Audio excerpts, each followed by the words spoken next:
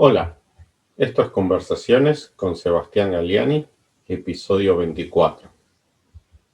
Nuestro invitado de hoy es Eduardo Aguilar. Eduardo es economista con maestrías del Instituto Torcuato Di Tella y de la Universidad de Brie en Francia. Fue ministro de Economía y Producción del Chaco entre 2007 y 2011, presidente de la legislatura chaqueña entre 2011 y 2013 y senador nacional por esa provincia entre 2013 y 2019. Hoy preside el Frente para la Educación y el Trabajo en la provincia del Chaco.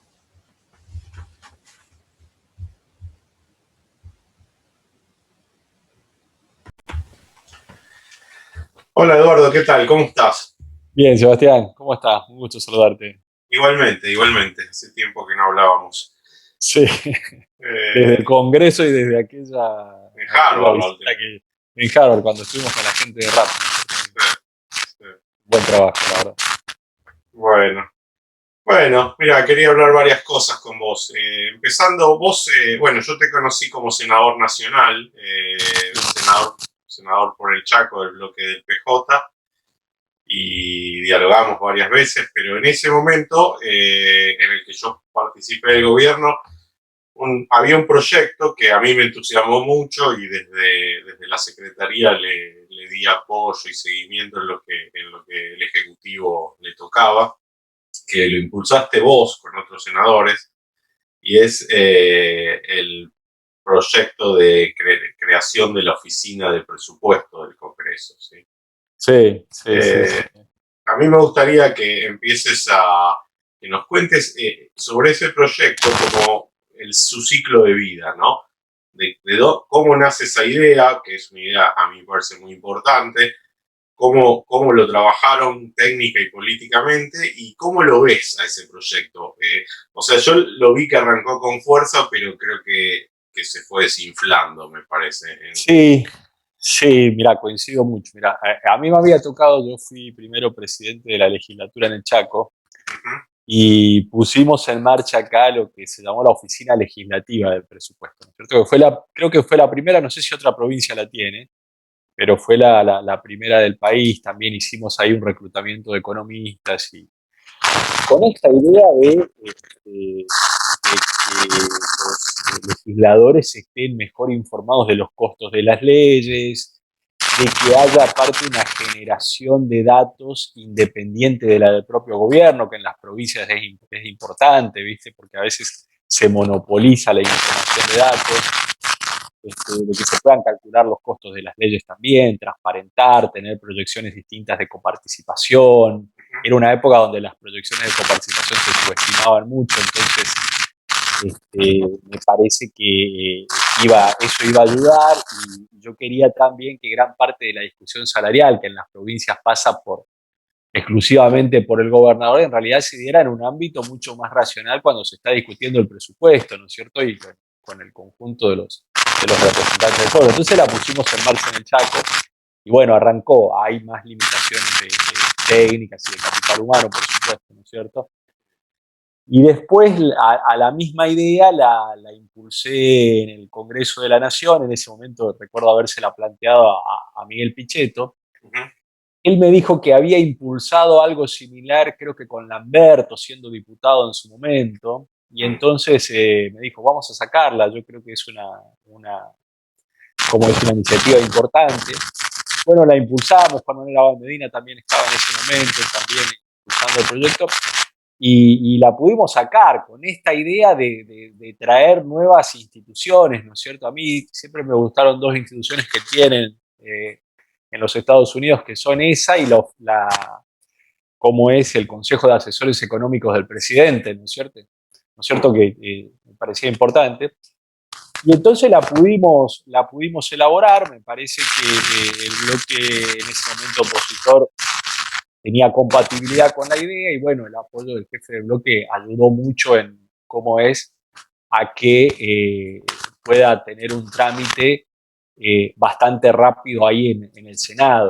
Y después en diputados, algunos diputados se comprometieron también con la idea, y salió, como vos decís, salió, se hizo un buen concurso, se reunió gente, me parece interesante, ¿no es cierto?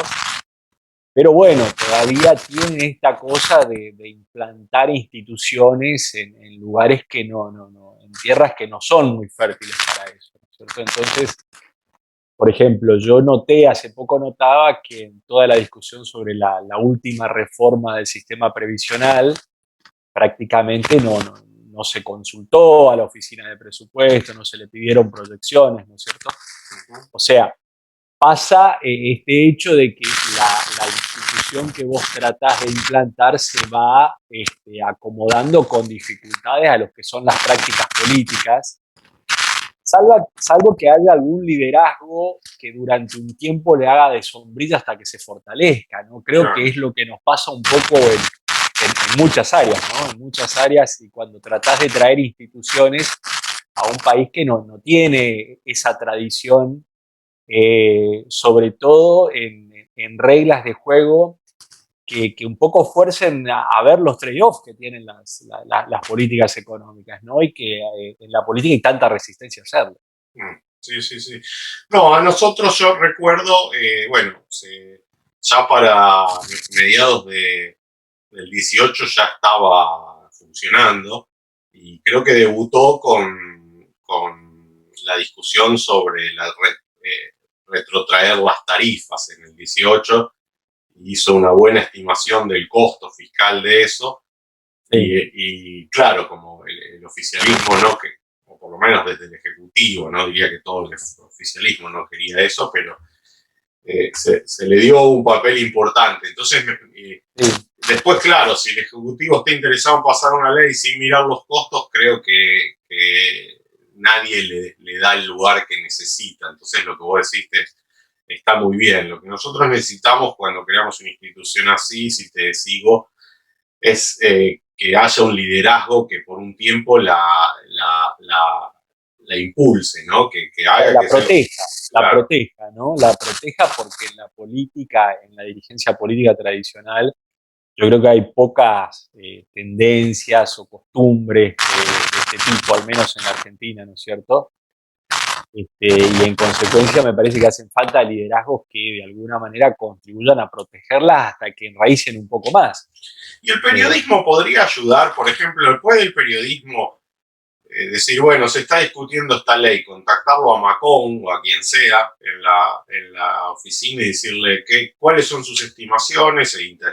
No sé si le puede hacer una entrevista, pero por lo menos pásenme el documento, hacer una nota, como generar, digamos, que en la sociedad esa información esté y que la sociedad la empiece también a debatir, ¿no? Sí, porque al final, si no se debate con costos, ¿no? A mí me pasa y a vos también, me imagino. Yo, qué sé yo, amigos, amigas que te dicen, no, la ley del libro. Yo les digo, está bien, todo está bueno. Lo que pasa es que tenés que ponerle ahora que hay que recaudar algún impuesto para pagar esto, ¿no? ¿Sí? Claro, algún costo fiscal, sí.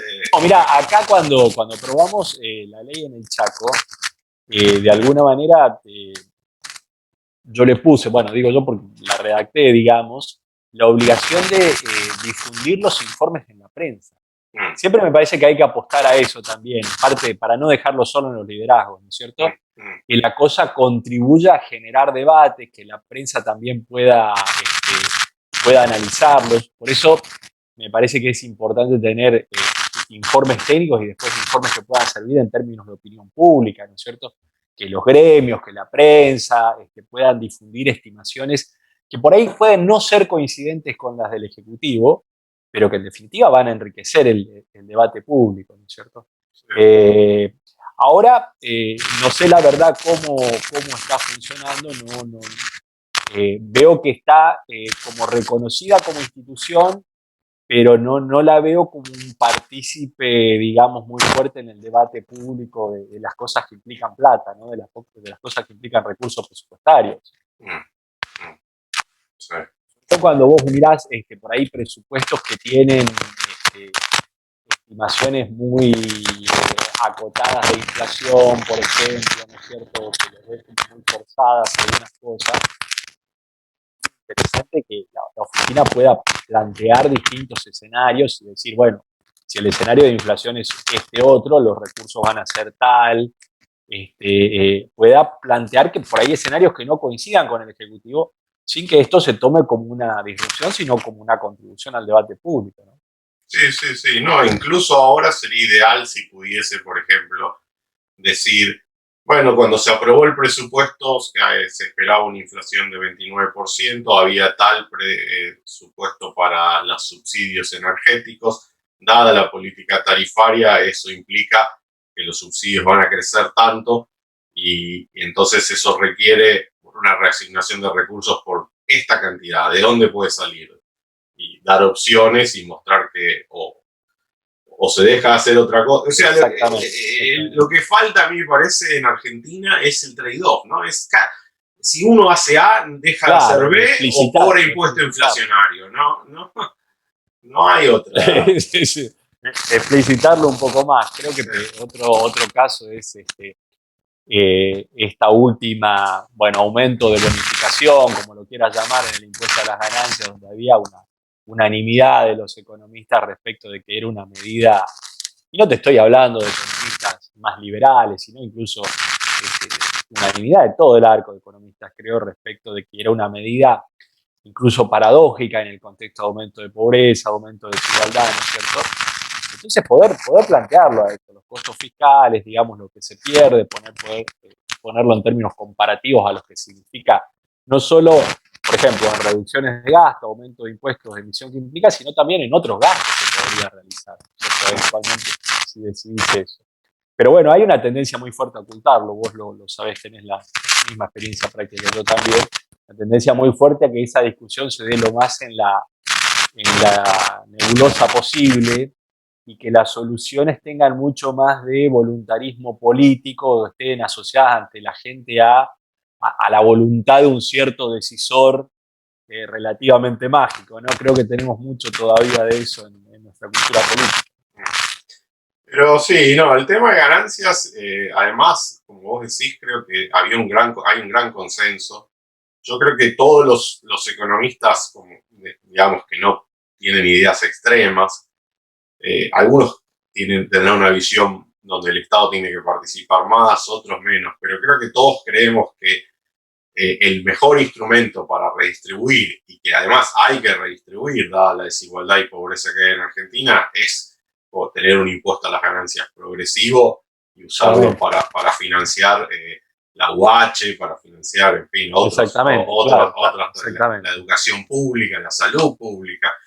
Entonces, si nosotros nos dejamos caer en un discurso donde, por un lado, aumentamos mucho el gasto porque nos parece que hay que darle salud pública, educación pública, AUH, y por el otro lado, terminamos cobrando impuestos muy ineficientes, partimos la torta, no nos alcanza y vivimos con inflación alta. Entonces, eso hay que explicitarlo. Y es un círculo que, bueno, se viene repitiendo hace muchísimos años, ¿no es cierto? Me parece, viste esta frase que dice que la tarea de la economía es empezar, la primera ley es empezar explicitando la restricción presupuestaria y la de la política ignorarla, ¿no? Sí, sí. Pero bueno, entre nosotros hay una práctica muy, muy fuerte, pero agravada por otra cosa, que es, y lo digo, digamos, con pesar después de haber participado mucho y ahora incluso estar empezando algún curso de formación de líderes locales acá en el Chaco, ¿no es cierto? Hay mucha ignorancia de los principios económicos básicos, incluso entre la dirigencia política de altísimo nivel, ¿no es cierto? Este es un problema realmente grave. Me parece que en la sociedad también, creo que era Samuelson el que decía, déjenme escribir los libros de texto para el secundario, para los primeros años de la universidad, y eso cambia, o puede cambiar mucho las cosas. En la Argentina, lo que uno ve por los debates, incluso cuando vos participas en debates en bloque o debates más abiertos en la Cámara, ¿no es cierto?, que hay mucho desconocimiento de los principios económicos básicos, ¿no es cierto?, que a veces incluso se pueden servir para sustentar mejor posiciones ideológicas, pero este desequilibrio muy raro que se da de 80-90% de abogados dentro de la política sin formación, no te digo formación económica avanzada, principios económicos básicos, después contribuye un poco a todos estos elementos de los que estamos hablando. Yo no tengo duda después de haber participado mucho en esto, ¿no? Totalmente de acuerdo. Yo una cosa que en las pocas oportunidades que tuve de hablar con la dirigencia de Cambiemos, que no son muchas, porque cuando uno está en un cargo como el mío no es que tiene llegada a los puestos más altos. O sea, eh, yo lo que decía es, miren, a mí me parece que necesitamos llevar más economistas al Congreso y no crean que estoy buscando un puesto para mí. O sea, no, no, no es mi vocación, pero me parece que cuando se dan las discusiones faltan voces ahí. Sí, claramente. O si no, mira, yo lo acabo de proponer acá en la universidad de la que formo parte, ¿no? Que es la Universidad Nacional del Nordeste. Pero esta posibilidad de que algo como principios de economía forme parte de todas las carreras, como una materia de primer año, y poder darle incluso de manera gratuita, ¿no? Que abogados, que ingenieros, porque en definitiva después todos pasan a formar parte de dirigencia, pero aunque hay como es una preponderancia muy alta de abogados, me parece que con la comprensión de algunos principios económicos básicos ya hay ciertos discursos que vos no podés sostener, ya no lo podés sostener al menos sin ponerte colorado, ¿no? Ya te elevan los costos internos de mentir al menos. Está muy bien lo que decís. Mira, me voy a tomar un compromiso público que yo el año pasado, no sé si vos viste, pero cuando los chicos no estaban yendo a la escuela, ofrecí un curso de economía para estudiantes secundarios. Sí. Di 21 sesiones por Zoom y después lo empecé a subir online. Estoy un poco lento en la suba porque soy un poco obsesivo con mejorarlas, como tengo la idea que quedan ahí, digamos. Claro, sí, exacto. Pero ahora que la semana que viene termino de dar clases, voy a acelerar con la suba y voy a ofrecer de nuevo como para los que lo vayan tomando cada tanto poder tener una clase de consulta o algo claro, para fomentar que más gente lo tome. Bien. Vos además, antes de ser senador, fuiste el presidente de la legislatura en el Chaco, ¿no? Y antes es unicameral, en el Chaco es unicameral. Es unicameral. Claro, y antes fuiste ministro de Economía en el Chaco, ¿sí? Sí, ministro de Economía y de Producción, digamos, cuando un poco estaba reunido todos los aspectos, tanto de Hacienda como los de producción e industria, digamos. En muchas provincias se llama producción, pero reúne también industria y todo lo demás. Eso fue de 2008 a 2011. Fue una época muy particular, digamos, porque a mí me tocó asumir diciembre del 2007 en el área de producción. Era la primera vez que un economista estaba en el área de producción porque siempre la costumbre es poner algún ganadero, algún agricultor, ¿no es cierto?, alguien que tenga que ver más con eso. Nosotros teníamos una visión de cómo, digamos, el agro, la agricultura chaqueña necesita, el sector agropecuario en general, un proceso de transformación, de modernización, pero tocó muy rápido el conflicto por las retenciones. A los pocos meses, en abril de ese año, tocó el conflicto por las retenciones. Y vos sabés, el Chaco estando ahí entre las explotaciones que están en el margen por el tipo de rendimiento respecto a la zona núcleo, un poco que quedaba fuera de la posibilidad de ser competitivo con ese aumento de retenciones. Entonces, todo el tema piquete fue especialmente duro en el Chaco. Y después arrancó muy rápido cuando pasó eso, tanto una sequía que en el Chaco no había hace 70 años, como el inicio de la crisis 2008, que en el 2009 llevó a una recesión muy fuerte. O sea, esto de que la suerte es importante en política económica es así también. A veces uno tiene una visión de las cosas que hay que hacer, pero te tocan un conjunto de shocks externos, porque bueno, en el caso del Chaco eran externos casi todos, porque la provincia no decidía sobre esas cosas, y bueno, obviamente que te complican el panorama, el diálogo con los actores sociales y todo lo demás. Sí. No, el 2009 sí, la gente por ahí no lo tiene tan presente, en parte porque en su momento los datos fueron distintos a la realidad, ¿no? Ya está.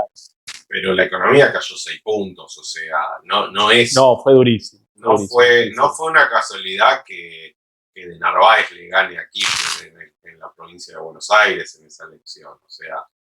Sí, sí, sí, sí, sí, sí, sí, recuerdo.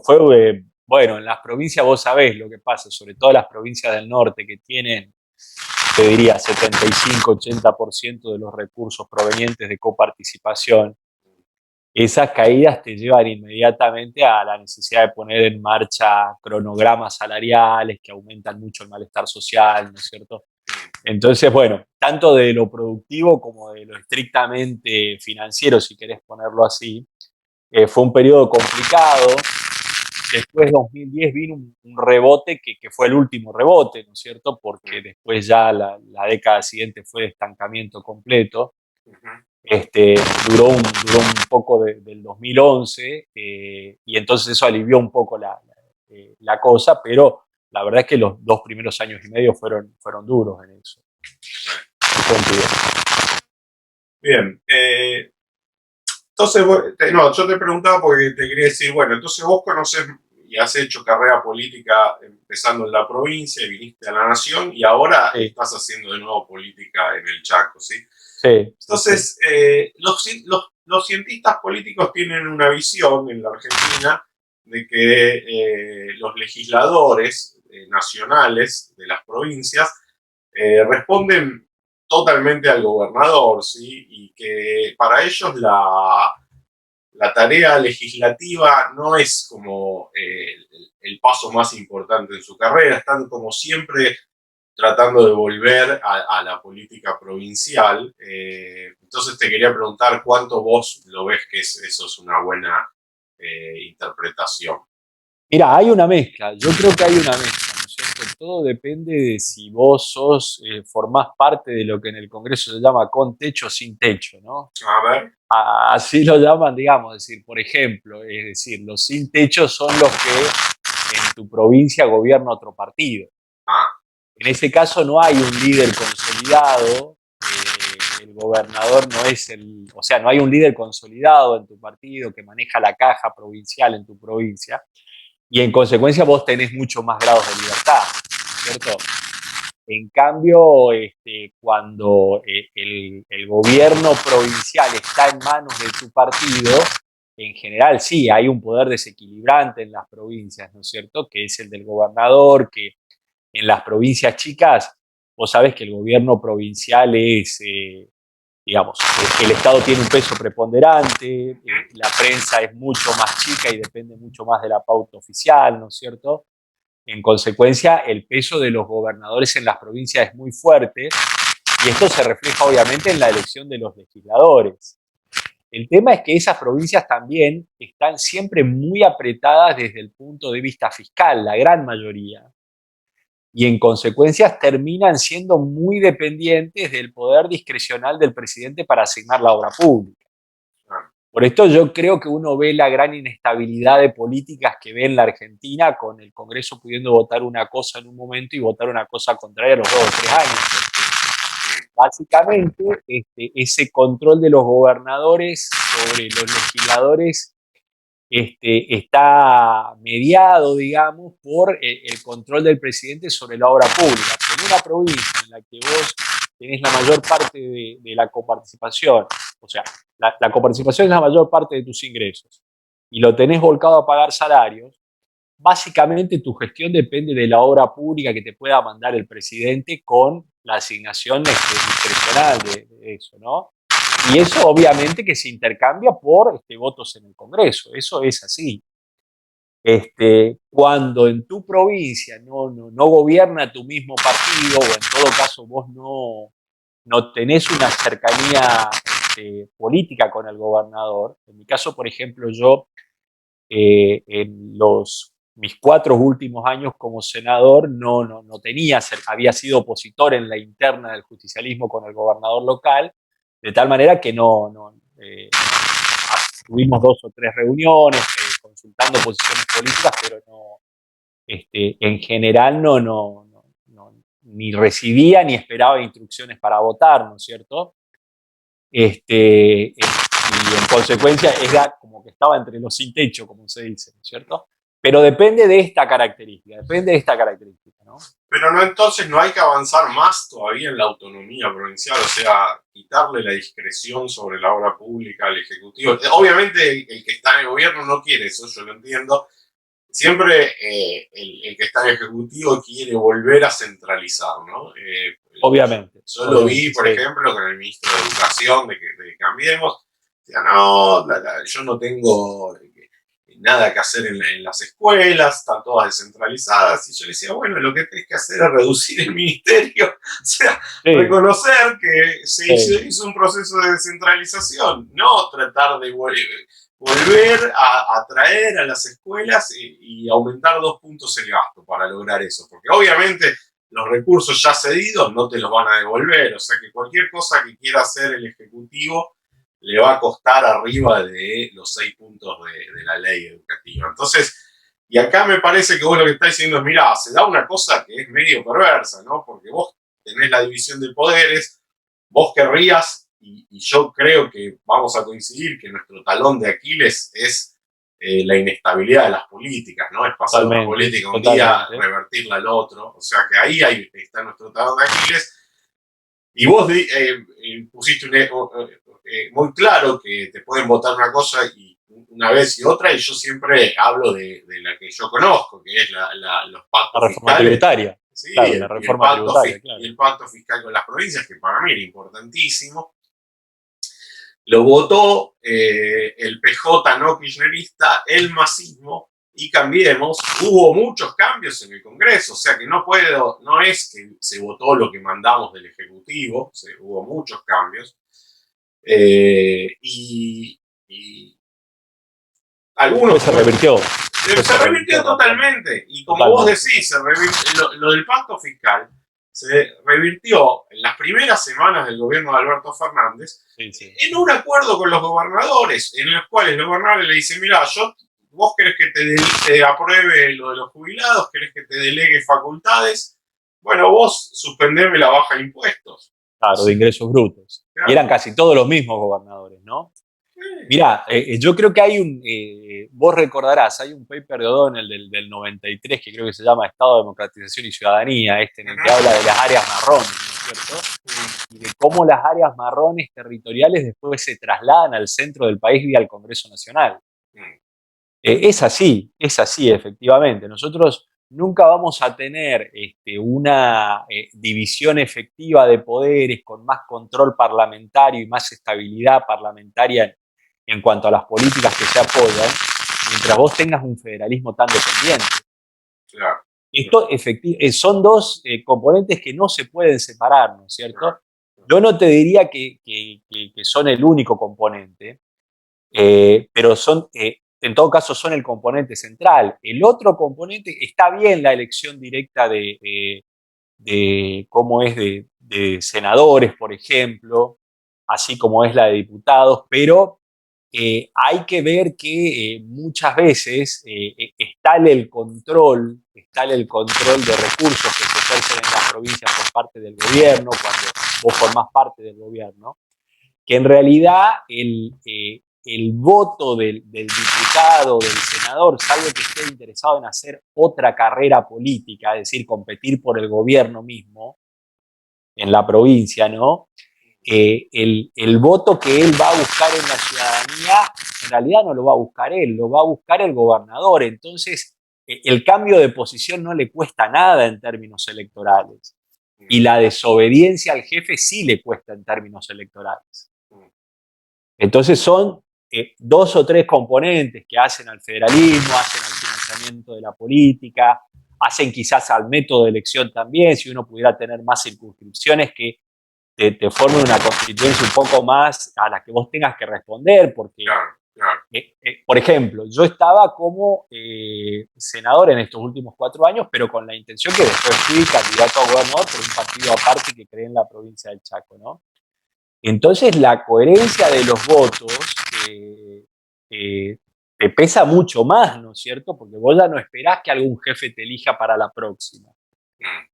Entonces, hay 2 o 3 cambios que son importantes, que hacen a la política, que hacen al federalismo, que A deberíamos ver, lograr si queremos más resumámoslo, estabilidad. resumámoslo, los cambios. O sea, por un lado habíamos dicho que la obra pública, sí, o sea, que se avance más en, Mecanizar eso, ¿no? claro, en bajarle la discrecionalidad al Ejecutivo para que a través de la obra pública controle el Congreso vía los Exactamente, gobernadores, ¿no? exactamente, Eso sería exactamente. muy importante. Muy importante. Y la segunda es que para que los legisladores todavía ganen, no queden todavía presos del gobernador, se vaya a un sistema más distrital. ¿Sí? Exactamente, más distrital, y también donde se trabaje mucho sobre el financiamiento electoral, ¿no es cierto? Es decir, hay algo de lo que no se puede escapar, Sebastián. Las campañas políticas son carísimas en la Argentina, ¿no es cierto? Son carísimas.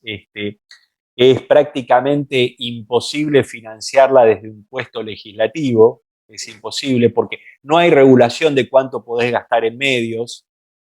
Entonces, prácticamente vos no podés competir, digamos, contra, imagínate, el delfín de un gobernador siendo legislador. Entonces, es muy difícil desarrollar una carrera política independiente. O sea, también hace al financiamiento de la política, ¿no? Sobre todo en estados provinciales donde el gobierno tiene un peso absolutamente determinante. Entonces, si el legislador tiene que ir a buscar los votos por sí mismo, bueno, ya va a tener que mostrar cierta coherencia, ¿viste? Es decir, después te va a llamar la Unión Industrial o la Cámara de Comercio de tu provincia a decirte, che, pero otra vez me habilitás que suba ingresos brutos. Claro. Ahora no es así.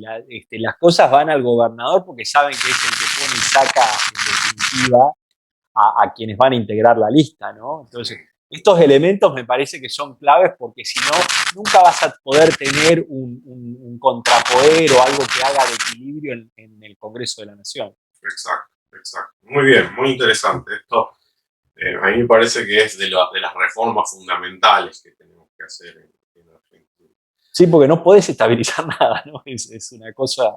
No, es que vamos, no, vamos para atrás, porque si cada gobierno viene, cambia el mundo. Está bien que obviamente está muy polarizada también las preferencias sobre el espacio de política, ¿no? O sea, que va a haber cambios mientras se mantenga una sociedad tan desigual, con un 40-50% que necesita mucho de las transferencias y el otro que quiere integrarse al mundo, crecer, exportar. Está claro que hay, en la medida en que un grupo no predomine sistemáticamente sobre el otro, que va a haber varios cambios importantes de política, pero por lo menos que no vengan de la misma política, o sea, que no vengan de la misma, o sea, no podemos cambiar de un día para el otro la sociedad, la estructura socioeconómica que tenemos, pero sí podemos tratar de mejorar las reglas para funcionar mejor y ir mejorando esa estructura a poco, ¿no? Sí, sobre todo las que impacten hoy mirando, a uno le gustaría mirar más a largo plazo en la Argentina, pero yo te diría que al menos no cambiar sobre todas las cosas que impacten más inmediatamente sobre la inflación, ¿no? Que termina siendo el elemento que después te desbalancea todo a corto plazo y nunca te deja mirar más lejos. Y esto tiene que ver con el déficit, el financiamiento monetario, bueno, lo que ya fue el endeudamiento, lo que ya conocemos, ¿no? Sí, sí. No, la inflación, hay que entender que no se puede vivir con inflación. Yo tengo la impresión de que, claro, si un gobierno no está muy preocupado por la estabilidad de las normas ni por atraer inversión, la inflación puede ser vista hasta como algo bueno. Mira, Sí, como un mecanismo recaudatorio, claro. recaudo 2-3 puntos, y con eso financio clientelismo político y ¿sabes qué? Me va mejor electoralmente que si la bajo de 30.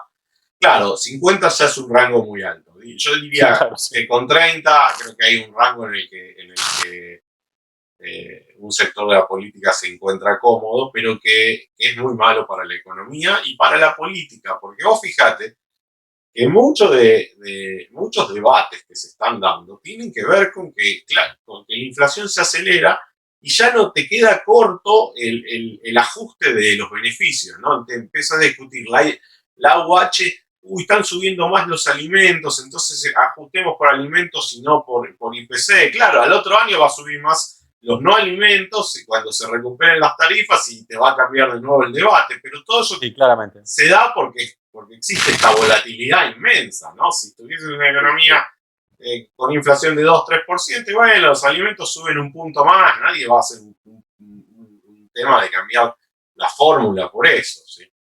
Claramente, sí, coincido. Pero te digo, son esos 3 o 4 elementos y me parece que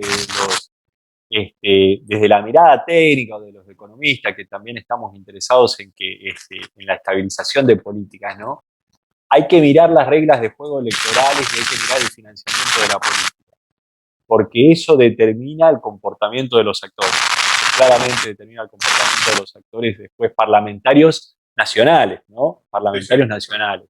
Y después, a nivel de gobernadores, esto que decíamos de la automatización de la obra pública, porque cuando vos estás en una provincia donde estás un poco limitado a pagar salarios, y la verdad es que el presidente con 20 viviendas más, 50 viviendas más, se cambia el voto que quiere, logra el voto que quiere, ¿no? Porque eso te permite ya un radio de acción como gobernador que de otra manera no tenés. Bien, ahí te hago dos preguntas siguiendo a esto. La primera es, en relación, cuando vos terminaste en el Senado y ya anticipaste que mientras eras senador había sido a la interna contra el oficialismo del PJ en Chaco, pero creaste un nuevo partido, ¿sí? Y hoy lo presidís. Entonces me gustaría saber por qué, que te lleva a tener que salirte del PJ, o sea, si está relacionado a la imposibilidad de ir a una interna, de financiarla, o si son otras cosas, y digamos, en qué estás trabajando políticamente desde ese partido. No, a ver, mirá, tiene mucho que ver con esto, que las PASO no han solucionado completamente, tenían un elemento positivo de tratar de igualar al menos la propaganda electoral o algo así, ¿no es cierto? Pero no lo han solucionado, entonces la verdad es que las internas es muy difícil darlas cuando vos las querés dar contra estructuras, ¿no es cierto? Son estructuras territoriales muy, muy fuertes en las provincias a través de los intendentes. Y por otra parte, bueno, yo estuve también como precandidato a gobernador ya en el 2015, en su momento. En ese momento no llegué a ser candidato, pero me permitió, los 4 años siguientes, eso me permitió recorrer muchísimo la provincia mientras era senador, ¿no es cierto? Y entonces la verdad es que yo en su momento lo que advertí con mucha fuerza es una brecha enorme, ¿no es cierto?, entre la profundidad de los problemas que yo veía en la trinchera, cuando vas a un hospital, cuando vas a una escuela, una comisaría de las que retienen hacinados presos. Bueno, viste, la infraestructura social en el norte del país es muy, muy deficiente, ¿no es cierto? La organización del Estado también. Bueno, una brecha enorme entre la profundidad de los problemas y la conciencia que veía en la dirigencia política acerca de eso, ¿no? Entonces, lo que necesitaba era, sabiendo que no tenía posibilidades de ganar, lo que quería era dar un mensaje muy directo a la sociedad respecto de que había cambios muy de fondo que hacer, muy de fondo que hacer. Y que pasaban un poco por la organización del Estado, por cortar esta idea de política clientelista donde cada gobernador que llega ingresa con un malón de gente que después se va comiendo los aumentos de coparticipación, ¿no es cierto? Que eso en definitiva era lo que después te impedía abastecer a la educación y a la salud. La necesidad de poner un énfasis en la educación, porque en la transformación económica te imaginaste, las provincias del norte, bueno, el Chaco es el 1% de la economía nacional y la economía nacional es muy inestable, o sea, tenés poca influencia, como un barquito de papel en un mar que es inestable, que está estancado aparte, ¿no es cierto?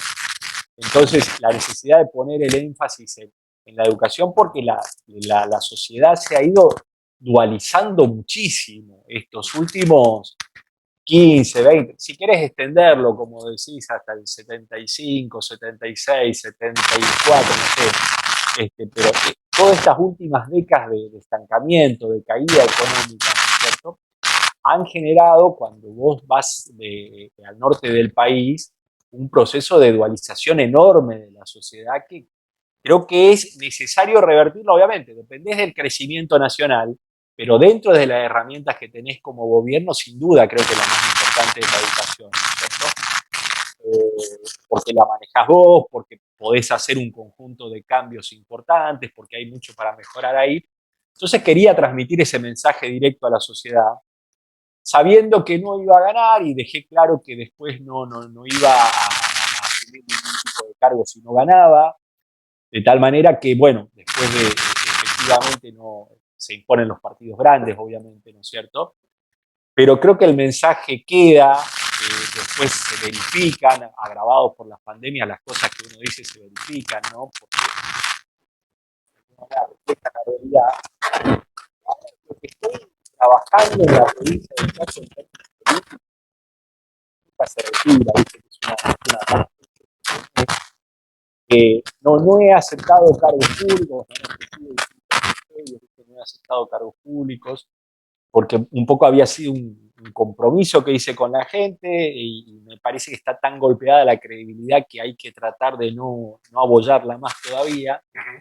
Pero sí estoy trabajando en base al conocimiento y al respeto que tengo con los actores políticos principales de la provincia, en ver si se puede generar esto que a nivel nacional parece imposible y que en las provincias quizás no lo sea tanto, es algún acuerdo partidario que permita cambiar ciertas reglas de juego de fondo, ¿no es cierto?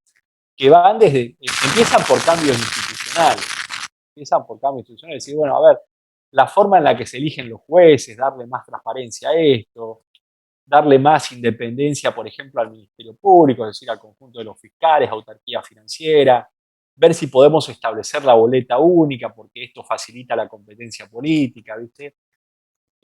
A mí me tocó como ministro de Economía en el Chaco poner en marcha una escuela de gobierno que dicta a través de la Universidad de San Martín la maestría en Economía y Políticas Públicas acá en el Chaco, ¿no? El Departamento de Economía de la Universidad de San Martín.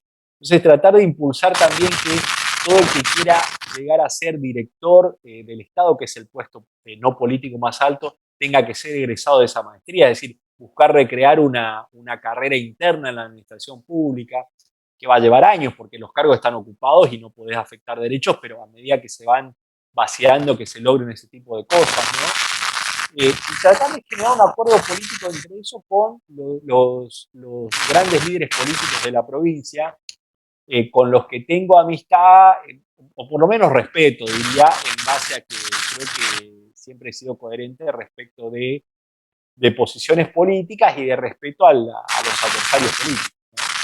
Ahora, todo esto que vos planteás a mí me parece súper razonable. Yo estoy de acuerdo con todo y no, yo no soy político, pero si me pongo en los zapatos de un político de Cambiemos, te diría, bueno, bárbaro, estemos de acuerdo en todo eso, ¿sí? A nivel nacional también.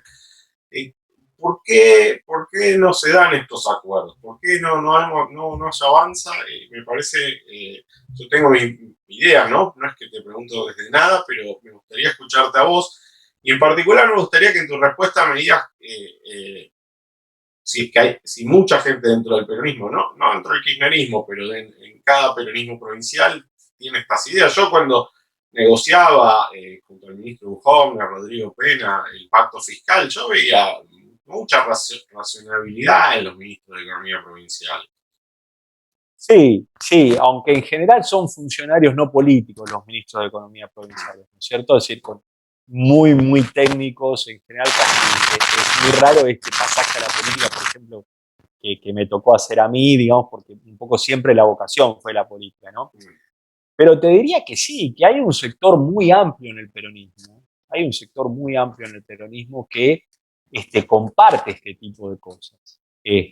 No todo, obviamente, al menos a nivel de gobernadores. No sabría decirte, quizás menos en lo que son ya las estructuras más territoriales de intendentes, en provincias más pobres o en lugares más pobres, ¿no es cierto? Pero al menos a nivel de gobernadores, si vos lo mirás en el peronismo en este momento, hay cualquier cantidad de gente que es razonable, digamos, yo se lo planteé esto a Capitanich, bueno, en su momento me alejé, digamos, él tiene un alineamiento muy marcado con el kirchnerismo que yo no comparto, ¿no es cierto?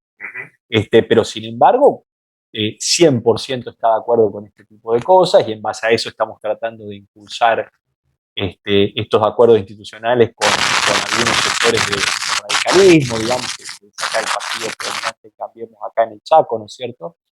Pero si lo mirás en otros gobernadores también, yo creo que es así.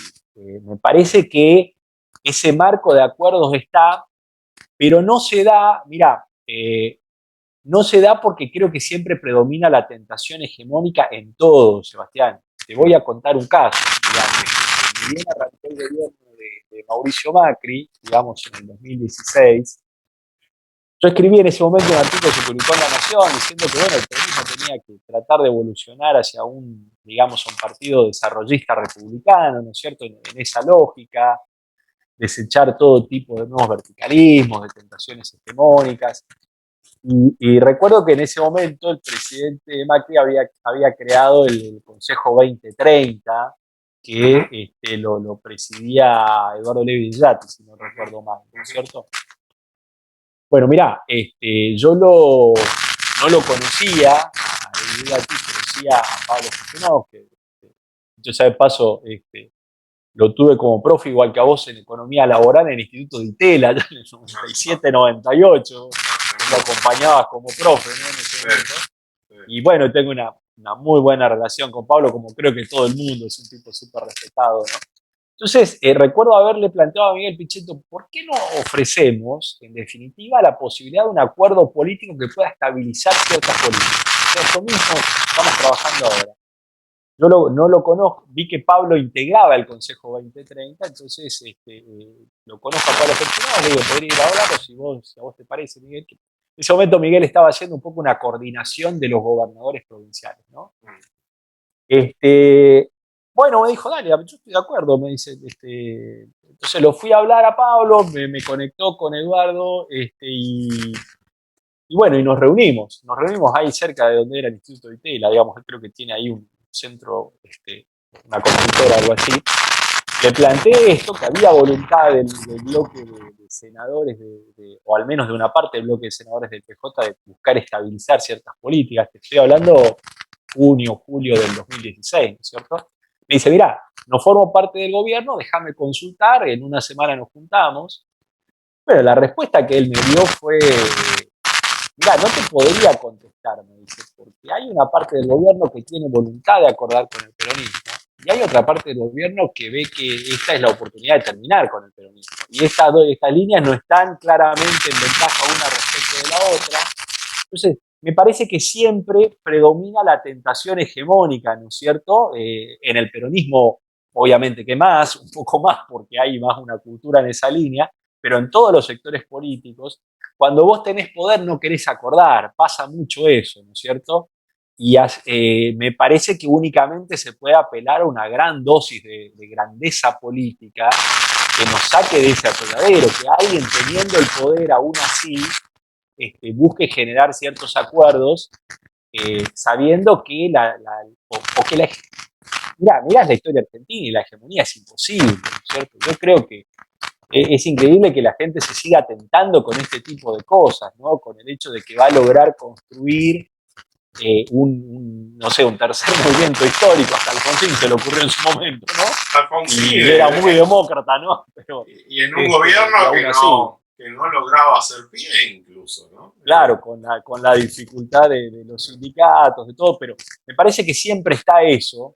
Y lo único que nos puede salvar creo que es apelar a la grandeza política en el momento en el que en el que se está en condiciones de hacerlo, porque ir a buscar pactos ya cuando estás en condiciones de debilidad es muy difícil, vos lo sabes bien, ¿no? No, seguro. Sí, seguro, no. Pero te diría, respondiendo a tu pregunta, hay un gran sector en el peronismo que yo creo que, sin duda, sobre todo cuando tenés experiencia de gobierno, puede compartir estas ideas, ¿no es cierto? A ver, yo no estaba en el 16, me entré en el 17 al gobierno y además, como te digo, al no ser ministro no participaba de esas discusiones. Claro, exacto. Es lo que Eso, me dijo Eduardo en su momento. Mirá, hoy no formo parte del núcleo de decisiones. hay cosas que te enterás por los diarios. Exactamente, O sea, así pasa. Así pasa.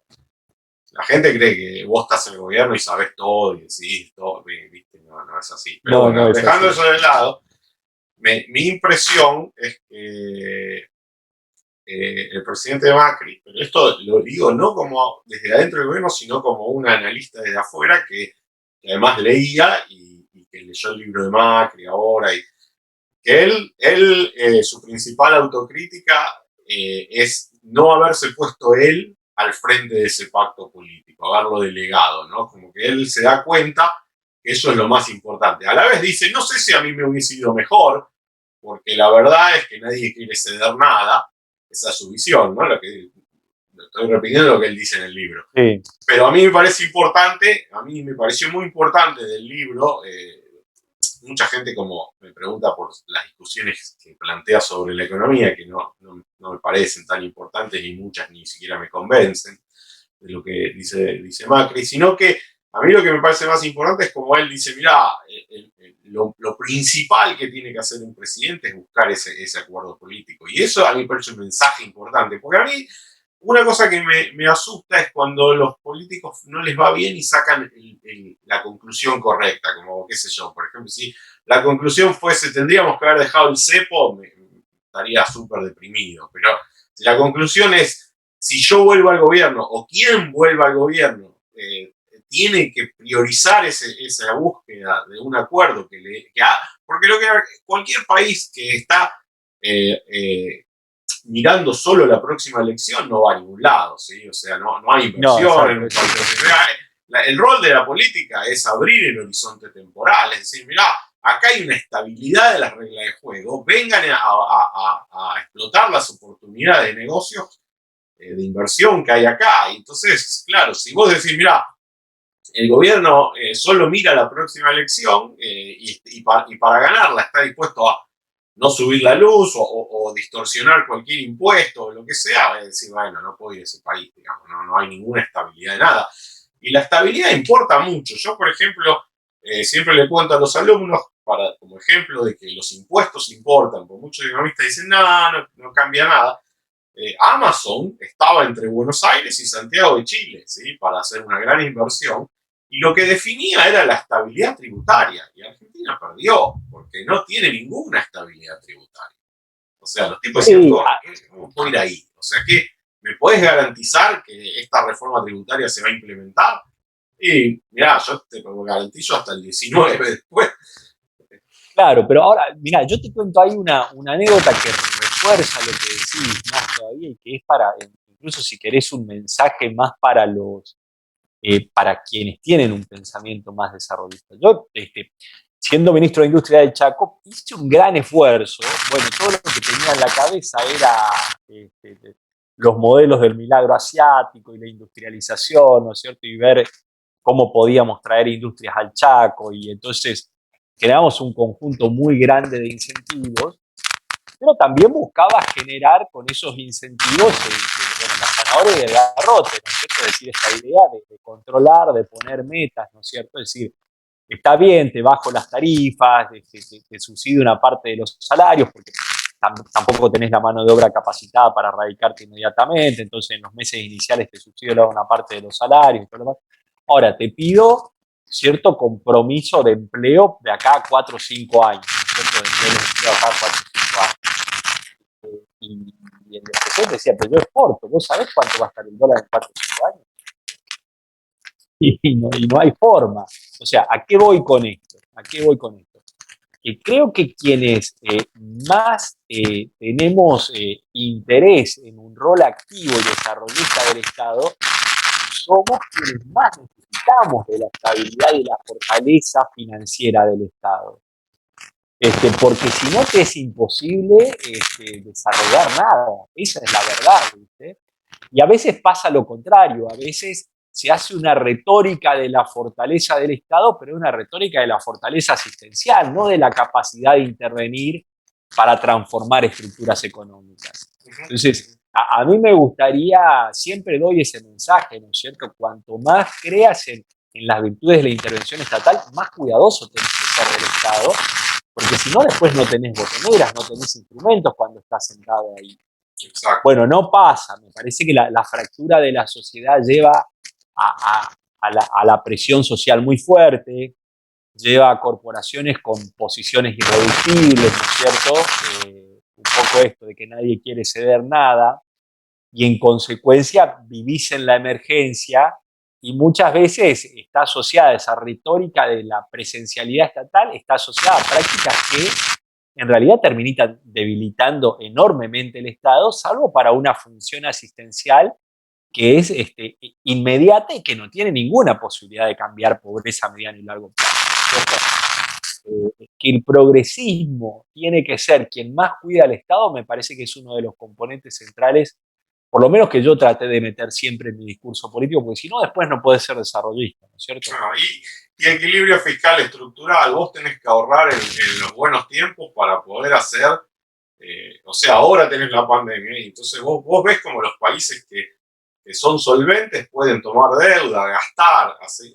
Nosotros que estamos viendo que si asistimos a la población, que hay que asistirla en una situación como esta, se te dispara la inflación, o sea, está siempre, lo que yo digo, Argentina está siempre en la cornisa, entonces tenés que hacer las cosas bien y tenés que tener toda la suerte del mundo para no caerte, porque si no, siempre estás... Ahí igual es difícil resistirlo desde la política, por eso se requieren los pactos, ¿no? Creo yo, porque la presión, la forma en la que se fue dualizando la sociedad, por ponerlo así, ¿no es cierto? Los imaginarios que son tan fuertes en la Argentina respecto de determinados niveles de consumo, ya sea en los sectores de clase baja, ya sea en los sectores de clase media, ¿no? Son distintos niveles de consumo, pero hay un imaginario de consumo, creo que mucho más alto de lo que nuestra productividad lo permite, te generan un nivel de presión social que o la política se vuelve redistributiva o se vuelve de atraso cambiario para posibilitar el viaje al exterior, ¿no es cierto? Y en consecuencia es por eso que necesitamos acuerdos políticos, porque para resistir las presiones distributivas que nuestro imaginario de país rico robado por alguien, por decirte así, como es, todo el tiempo hace que esté muy presente. Yo siempre digo en la provincia, vos escuchás a todo el mundo en provincias que a veces están prácticamente quebradas y todo el mundo está esperando su reparación histórica, ¿no? Y a eso electoralmente es muy difícil ganarle. A veces uno diría que la democracia como escuela de desilusión y la decadencia tan prolongada debería ir enseñando o ir aplacando expectativas, pero la verdad es que no veo que pase todavía. Me parece que los imaginarios son muy resistentes incluso a la experiencia cotidiana, ¿no? A la hora de votar. Bueno, Eduardo, la verdad que ha sido una charla muy buena y me alegra mucho haber conversado con vos y quedamos en contacto, ¿sí? Bueno, perfecto. Esperemos que el rap vuelva a actividad, así nos vemos. Sí, exactamente. Bueno, no sé si en algún momento volvés a dar clases en Argentina, quizás en algún periodo, y si no, que podamos vernos por allá con esas discusiones que la verdad que fueron muy interesantes, ¿no? Vale. Un abrazo.